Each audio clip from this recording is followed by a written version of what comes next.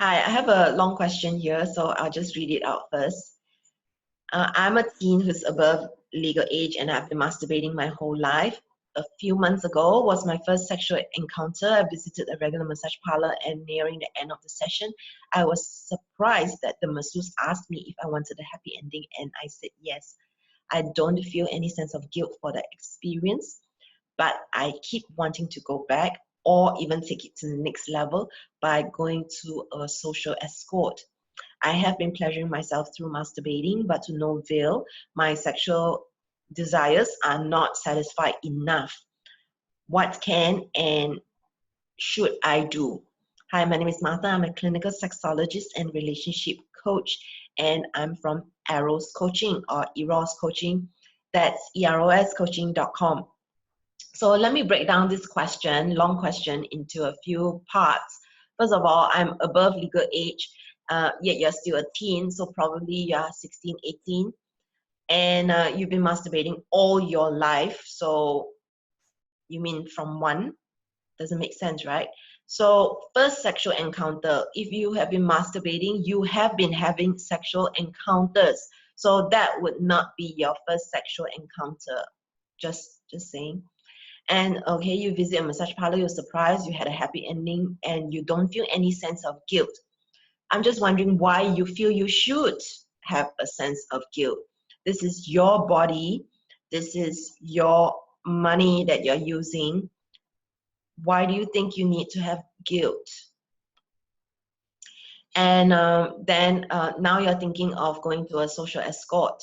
So you've been so you're of legal age, if you have the means, you want to go to a sexual escort and have the experience of maybe having first time penetrative sex. I don't know why you are emailing me. Are you like asking me for permission to have sex? I'm really unsure about that. So okay, next part. You have been pleasuring yourself through masturbating, but to no avail. Your sexual desires are not satisfied enough. So that's like there's so many questions there. First of all, if you are not satisfied when you're masturbating, you're still having pleasure, then why are you doing it? You must be getting some kind of satisfaction through masturbation. Otherwise, you won't do it. So then you say, to no avail, my sexual desires are not satisfied enough. What is enough? You can do more of it to be more satisfied. And also our sexual drive is different on different days. And you may feel it's not enough, then at that age, you may feel like masturbating more, then do it. So I think that underlying this sentence is an assumption that if you have sex with somebody through penetration, that you will satisfy your sexual desires. I just want to debunk that belief that sure, when you have penetrative sex with someone is touching you, you have all these neural connections firing in your body, all these hormones. Definitely you feel very excited, and perhaps you may even get that feeling that you are very satisfied. However, it doesn't mean that masturbation is a poor cousin and that it's something wrong when it comes to self-pleasuring. And so what can or should I do? So like I already started to mention just now, this is your life. Why are you emailing a sex coach as if you're asking for permission on what to do with your life? But yeah, there are some things that I can say about that, about going to a sex worker. So what can and should I do? Okay, it depends on what you want to do. If you just want to lose your virginity and you want to get it over and done with, and you don't feel that there's anything wrong with hiring someone to have first time sex, then by all means do it. I'm not giving you permission. I'm just saying it's your life. The next thing is, if you feel that this is something that you value and you want to save it for somebody that you have emotions with, then do it. I'm not going to say one is better than the other. However, what does happen when you do have an emotional connection with someone is that it's not just about getting it over and done with, not going through just the physical, because there is the emotion. So regardless of what the outcome is, whether it's going to be a positive or negative experience, you still have that emotional connection with someone, that person, to make that experience special for you. So it's really up to you what you choose to do.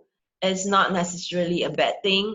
I think a lot of times it's quite relative, in the sense that you hire someone, you don't know how it's going to work, in the sense that maybe you're physically attracted to that person, but because you're new to sex, you don't really know what to do.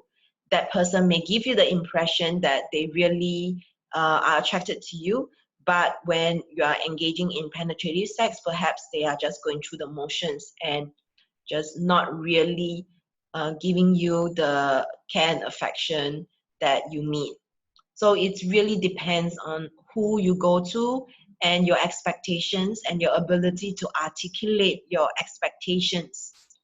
So another thing that I want to say is, be nice. Be nice to this social escort, sex worker that you do hire. Be nice, because just because they are paid for rendering a service, it doesn't mean that you know, they have no emotions. They're human beings as well. I think sometimes we park aside our emotions just to get things done, just to accomplish, just to check things off our list of things that we want to accomplish in our lives. And sometimes we become so mechanical about it that we really don't honor the sacredness of our bodies and also of sex. So this is really important to think about. I'm not telling you what to do. Again, I repeat, that's very important in my work, to not tell people what to do, to give them information and knowledge. And I don't understand, you know, why this kind of like asking me for permission thing. So what I want to say is, truly dig into your heart and your soul and ask yourself, is this something that I'm going to regret? Is this something that I want to do? Is it because I'm curious? And just think through it a little bit and see where you're at. For instance, is it really so important that I have sex now? You know, in 1 or 2 years time, maybe things will change. Maybe you start dating, maybe you might have a partner that you would like to share the experience with. By that time, do you want to lie to your partner that you are virgin? Or if your partner asks you, what are you going to say? So there are things that you may want to think about. One of the things that happens with a lot of people is that their first time something leaves a very deep memory in their brain, and this affects their relationship with that thing over time. So say for instance, you had a very traumatic first day of school, and that might affect the relationship that you have with studying. So this is the reason why a lot of parents make an effort to bring their kids to school. The first time you saw rain, the first time you went to a swimming pool, these first time experiences does leave a mark on our brain. Some people more than others. We are all individuals.